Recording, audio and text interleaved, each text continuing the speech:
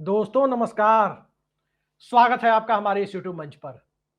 दोस्तों, अंपायरिंग की जिम्मेदारी संभालने वाले व्यक्ति के ऊपर या संस्था के ऊपर ही यदि बेईमानी के आरोप लगने लग जाए तो फिर लोकतंत्र में कोई भी व्यवस्था सुचारू रूप से नहीं चल सकती। मौजूदा दौर में भारत के अंदर लोकतंत्र के सबसे बड़े महापर्व को संपन्न कराने का जिम्मा जिस आयोग के पास है, उस आयोग की गतिविधियों को लेकर इस देश के विपक्ष से लेकर इस देश की सिविल सोसाइटी तक सब उसे कटघरे में खड़ा कर रहे हैं। लेकिन वो आयोग अब मानने के लिए अब भी तैयार नहीं है। सवाल यह है कि आखिर इस देश में लोकतांत्रिक संस्थाओं के ऊपर इस तरह की पहरेदारी क्यों बिठा दी गई है कि संस्था अपना काम सुचारू रूप से न कर पाए। आज दरअसल संसद परिसर में राहुल गांधी ने पत्रकारों से कुछ ऐसी बातें कही जिसके बाद से पूरा का पूरा सिस्टम हिला हुआ नजर आ रहा है। व्यवस्था को जिस तरह से ट्रांसपेरेंसी को दबाने, पारदर्शिता को खत्म करने के नाम पर सत्ताधारी जमात के पक्ष में तमाम तरह से चाहे अनचाहे मालाफाइड इंटेंशन के साथ, बदनीयती के साथ जो उस तरफ मोड़े जाने की कवायद चल रही थी, उस कवायद के ऊपर राहुल गांधी ने आज जितना खुला प्रहार किया है और यूं कहे कि एक तरह से साफ साफ तरीके से लोकतांत्रिक तरीके से चेतावनी दे दी है। उस चेतावनी के बाद क्या भारत में वो सिस्टम अब उसी प्रकार से काम कर पाएगा जिस प्रकार से महाराष्ट्र में लोकतंत्र के महापर्व को संपन्न कराया गया, जिस प्रकार से मध्य प्रदेश में कराया गया। बात दरअसल ज्ञानेश कुमार के आयोग में, जो 3 लोगों का आयोग है और वो आयोग लोकतंत्र का महापर्व यानी चुनाव को संपन्न करवाता है, उसके ऊपर आज राहुल गांधी सीधे सीधे हमलावर थे। सबूत इकट्ठा करने की बात कही। लगातार 6 महीने के अथक प्रयास से एक ऐसे सबूत को इकट्ठा करने की बात कही जिसके बारे में राहुल गांधी ने कहा कि यह संस्था वोट चोरी करवा रही है, बीजेपी के पक्ष में चोरी करवा रही है। मध्य प्रदेश चुनाव में शक हुआ, लोकसभा चुनाव में शक गहरा हो गया और महाराष्ट्र चुनाव में शक यकीन में बदलने लगा। और उस यकीन के बाद जब पूरी इन्वेस्टिगेशन निजी तौर पर राहुल गांधी ने या कांग्रेस पार्टी के लोगों ने कराई, उस इन्वेस्टिगेशन के बाद, उस जांच के बाद बकौल राहुल गांधी जो उनकी टीम ने सबूत इकट्ठे किए हैं, वो सबूत एटम बॉम्ब की तरह वो बता रहे हैं। अब केमिस्ट्री का छात्र मैं भी 12वीं क्लास तक था, वहां भी एटम होते हैं। एटम के अंदर 3 अलग अलग पार्टिकल्स होते हैं जिनसे मिलकर एटम बनता है। इलेक्ट्रॉन, प्रोटॉन और न्यूट्रॉन। जो लोग केमिस्ट्री पढ़े हैं कम से कम 10वीं 12वीं तक उन्हें पता होगा। इलेक्ट्रॉन चक्कर काटता है और प्रोटॉन और न्यूट्रॉन ये दोनों केंद्रक में रहते हैं, केंद्र में होते हैं। सवाल यह है चक्कर कौन काट रहा है, इलेक्ट्रॉन कौन है? क्योंकि इस देश में लोकतंत्र के महापर्व को संपन्न कराने वाली संस्था में भी 3 लोग हैं। एक मुख्य है और 2 उनके साथ बराबर का अधिकार रखने वाले लोग हैं। यानी वहां भी इलेक्ट्रॉन, प्रोटॉन और न्यूट्रॉन है। तो क्या इन इलेक्ट्रॉन, प्रोटॉन और न्यूट्रॉन से मिलकर जो एटम बनता है, उस एटम बॉम्ब, उस एटम के ऊपर राहुल गांधी ने एटम बॉम्ब की बमबार्डिंग करने की तैयारी कर ली है? कई सारे सवाल इस देश में लोकतंत्र से और लोकतांत्रिक संस्थाओं को सुचारू रूप से चलाने के लिए जो पहले से ही मौजूद हो चले थे, अब आज के बाद की परिस्थितियों में जो सवाल उठे हैं, उन सवाल में तो राहुल गांधी ने एक तरफ से ये भी धमकी दे दी, चेतावनी दे दी, कहे धमकी नहीं चेतावनी दे दी, तेरा क्या होगा कालिया, कहां छिपेगा जाकर के, कैसे छिप जाएगा? रिटायरमेंट के बाद भी ढूंढ निकालूंगा और रिटायरमेंट के बाद जब ढूंढ के निकालूंगा तब भी बख्शूंगा नहीं, छोड़ूंगा नहीं। साफ साफ राहुल गांधी ने कहा कि जिस तरह से इस देश में वोट चोरी और बीजेपी के पक्ष में वोट चोरी की कोशिशें हो रही है और चोरी की जा रही है, उसको देखने के बाद सिस्टम का हिस्सा जिस दिन राहुल गांधी बनेंगे या जिस दिन इस देश में विपक्षी जमात सिस्टम का हिस्सा बनी, तमाम तरह की वोट चोरी में लिप्त लोगों को कहीं से भी ढूंढ कर निकालने की कोशिशें की जाएगी और ढूंढ कर निकाल करके उन्हें लोकतांत्रिक तरीके से और कानूनी तरीके से सजा देने की बातें भी कही जाएगी।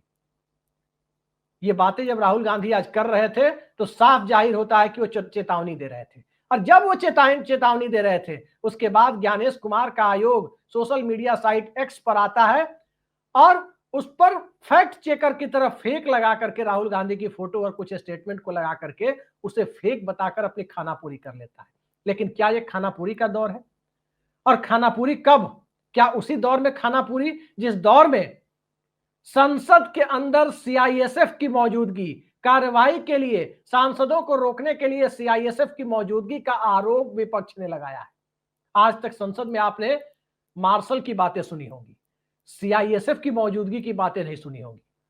और रही बात सीआईएसएफ की और इस देश के सुरक्षा बलों की, तो क्या ये इसी की, अर्धसैनिक बलों की, तो क्या ये इसी के लिए है कि संसद में उनकी मौजूदगी दर्ज कराई जाएगी, सांसदों को रोकने की कोशिशें की जाएंगी?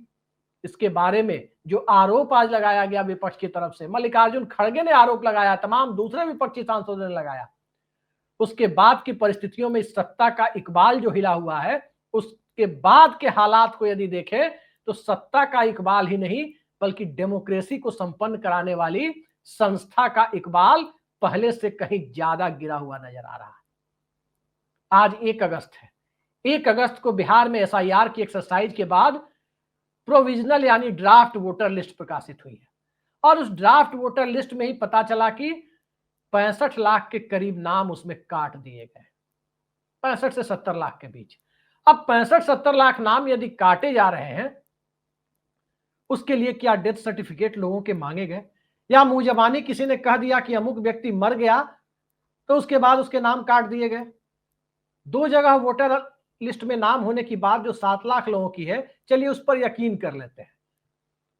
लेकिन 7 लाख लोगों के अलावे भी जो 55-60 लाख लोग हैं, 58 लाख के करीब लोग हैं, उनका क्या? जो लोग बाहर पलायन कर गए उसका क्या सबूत है? क्या उनका जो आधार नंबर दिया गया, क्या इस देश के दूसरे राज्यों या किसी दूसरे जगह के वोटर लिस्ट से वो मैच कर रहा था? इस बारे में कोई स्पष्टीकरण ज्ञानेश कुमार के आयोग ने नहीं दिया। राहुल गांधी आज जो बात कर रहे हैं उस बात पर लोगों का यकीन आने वाले वक्त में बढ़ेगा। और यकीन बढ़ेगा क्यों नहीं? यकीन इसलिए भी बढ़ना है क्योंकि हालिया दौर के चुनाव को देखें, जहां भी बहुत कम अंतर से हार जीत होती है वहां नतीजे सत्ताधारी दल के पक्ष में जाते हैं और ये सबने देखा है कि सत्ताधारी दल के पक्ष में जाते हैं। पहले ऐसा होता नहीं था और पहले ऐसा इसलिए भी नहीं होता था, खास करके बैलेट पेपर के जमाने में ऐसा इसलिए भी नहीं होता था क्योंकि संस्थाओं का इकबाल इतना गिरा हुआ नहीं था। सबको याद है अविभाजित बिहार की राजमहल लोकसभा सीट थी, लालू यादव की सरकार थी, 98 का लोकसभा चुनाव था, वहां भारतीय जनता पार्टी का कैंडिडेट 9 वोटों से जीतकर ओनली 9 वोट्स संसद पहुंचा था। सरकार बीजेपी की थी। आज का दौर होता तो क्या आप यकीन कर सकते थे कि विपक्ष का व्यक्ति, राज्य में जिसकी सरकार है उसके विरोध में जीतने वाला कोई व्यक्ति 9 वोट से जीत करके सांसद बन के चला जाए या विधायक बन के चला जाए? नहीं कर सकते थे। इस लोकसभा चुनाव को देखें या कुछ विधानसभा चुनाव को देखें और खुद से अपने अपने राज्यों में मैं अपने दर्शकों से अपील करता हूं कि जहां भी 150, 200, 100 वोट, 10 वोट, 12 वोट, 50 वोट से, 48 वोट से लोकसभा या विधानसभा के नतीजे आए हैं, क्या वो उन्हीं गठबंधन या दल के पक्ष में नहीं गए हैं जिनकी उस राज्य में सरकार रही है? महाराष्ट्र में 48 वोट से जो नतीजा आया एकनाथ शिंदे के दौर में, क्या वो एकनाथ शिंदे की पार्टी या गठबंधन के पक्ष में नहीं गया? क्या बिहार में जो 12 वोटों से फैसला आया, क्या वो 12 वोट या फिर जो 300 वोटों से फैसले आए, क्या वो सत्ताधारी गठबंधन के पक्ष में नहीं गए? ये एक अलग सवाल है। और इस सवाल के साथ साथ वोटर लिस्ट का खेल जो कई राज्यों में होता रहा है और जो आरोप राहुल गांधी लगा रहे हैं, महाराष्ट्र की एक बिल्डिंग में कई हजार वोटर बढ़ा दिए गए थे, ये सब खेल जो चल रहा है, इसके ऊपर जिस दिन 6 महीने की पूरी मेहनत के बाद, एक रिगरस एक्सरसाइज के बाद राहुल गांधी की टीम ने जो तथ्य सामने लाए हैं, क्या उस तथ्य के सामने आने के बाद की परिस्थितियों में इकबाल सरकार का जाएगा या संवैधानिक संस्था का जाएगा? ज्ञानेश कुमार आएंगे जाएंगे, राजीव कुमार आए थे चले गए, उसके बाद कोई और कुमार आएंगे और जाएंगे, रिटायर होंगे, लेकिन जो प्रतिष्ठा टीएन शेषन ने बनाई, जो जेएम लिंगदो ने बनाई थी, उस प्रतिष्ठा के साथ और इस देश में लोकतंत्र के सफल संचालन के लिए संस्थाओं का इकबाल जो हुआ करता था, वो क्या अब बना रह गया है? हम में से कईयों को यह बात याद होगी कि अभी कुछ सालों पहले की ही बात है, जीवीजी कृष्णमूर्ति जो उसी संस्था के उसी पद पर थे जहां अभी ये त्रिमूर्ति के लोग बैठे हुए हैं, वो जीवीजी कृष्णमूर्ति श्रीलंका और दूसरे देशों में अंतरराष्ट्रीय संस्थाओं की तरफ से रिटायरमेंट के बाद चुनाव संपन्न कराने के लिए अंतरराष्ट्रीय ऑब्जर्वर बनाकर भेजे जाते थे। ये इकबाल था। आज इकबाल ये है कि रिटायरमेंट के बाद भी नहीं छोड़ने की नौबत आ रही है। राहुल गांधी की चेतावनी को मैं जानता हूं कि धमकी के तौर पर लोग लेंगे।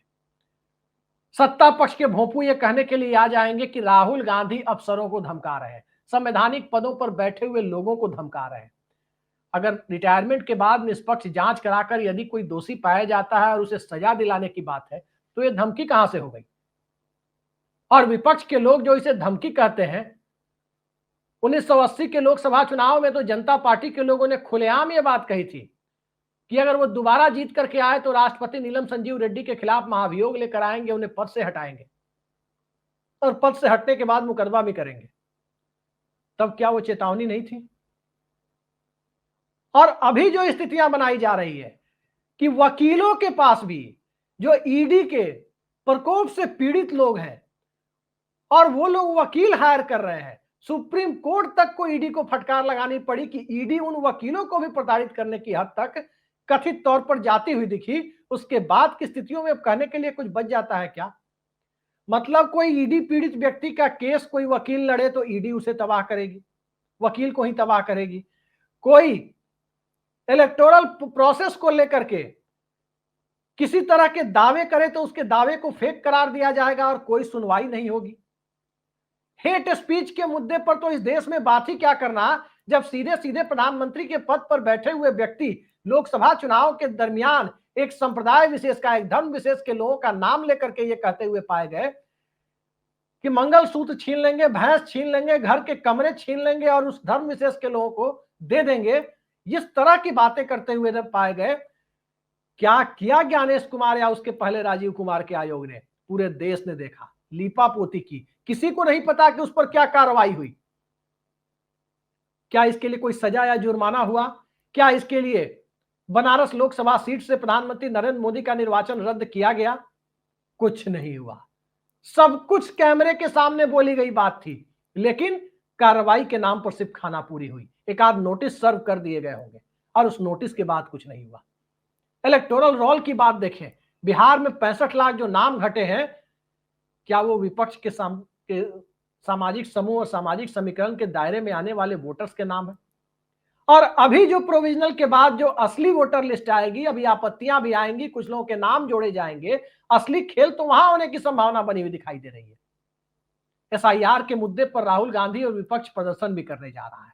इसी अगस्त महीने में हफ्ते 10 दिन के भीतर वो प्रदर्शन भी होगा, जो सूचना मिल रही है। लेकिन उस प्रदर्शन से आगे रिटायरमेंट के बाद भी ढूंढ कर निकालेंगे, बख्शेंगे नहीं। वो कहने के बाद इस तरह के घृणित कार्यों में लगे हुए लोग यदि लगे हुए हैं, सिस्टम को किसी तरह से अवैध काम को करते हुए यदि सिस्टम को पूरी तरह से बर्बाद करने में जो लोग लगे हुए हैं, क्या उनके कानों पर कोई जू रेंगेगी?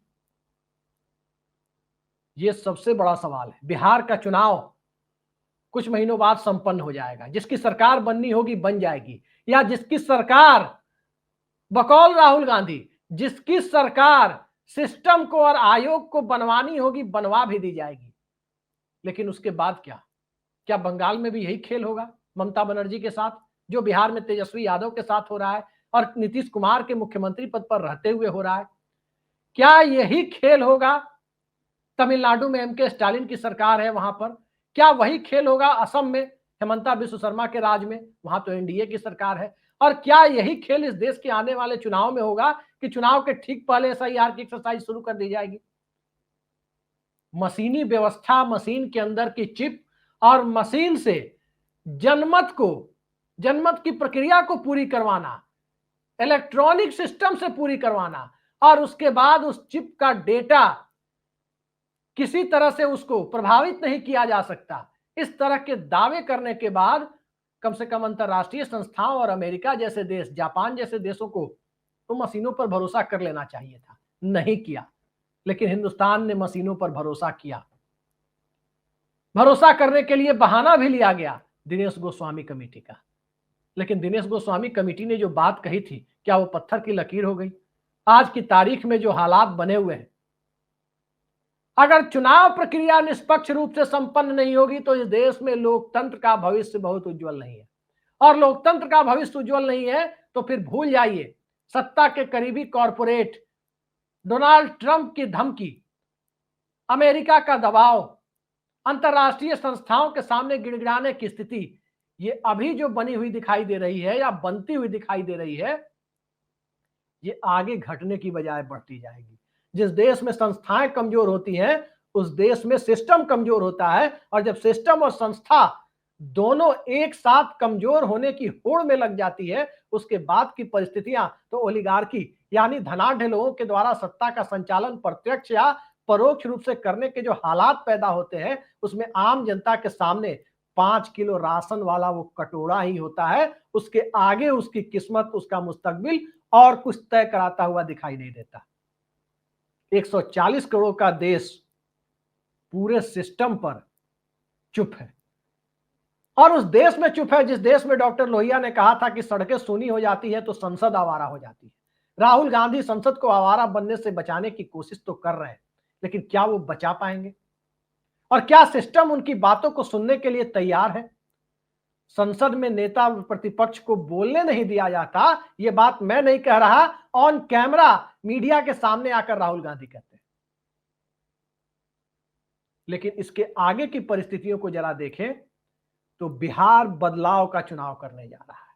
सत्ता के बदलाव का हो या ना हो, सिस्टम की मानसिकता के और तानाशाही पूर्ण रवैये के द्वारा इस देश के ऊपर मैंडेट थोपे जाने का जो आरोप लग रहा है, उस आरोप को या तो नए सिरे से और ज्यादा पुष्ट करने या फिर पूरी तरह से खारिज करने की तरफ बढ़ रहा है।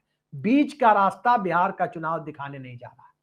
या तो बिहार के चुनाव में धांधली के आरोप और पुख्ता होते जाएंगे, या बिहार के चुनाव में ज्ञानेश कुमार का आयोग और पूरा का पूरा सिस्टम राहुल गांधी समेत विपक्ष और सिविल सोसाइटी के इस आरोपों को खारिज कर खुद को पाक साफ दिखाने की दिशा में निर्णायक कदम उठाता हुआ दिखाई देगा। देखते हैं इन दो एक्सट्रीम एंड में से किस एंड की तरफ सिस्टम जाता है। सिस्टम को स्वाभाविक है कि सकारात्मक एक्सट्रीम एंड की तरफ जाना चाहिए, लेकिन जाना चाहिए और जाएगा, इन दोनों में यदि फर्क नहीं होता तो राहुल गांधी को आज वो चेतावनी नहीं देनी पड़ती कि रिटायरमेंट के बाद भी ढूंढ कर निकालेंगे और बख्शेंगे नहीं। देखिए आगे आगे क्या होता है। आज के लिए इतना ही। नमस्कार।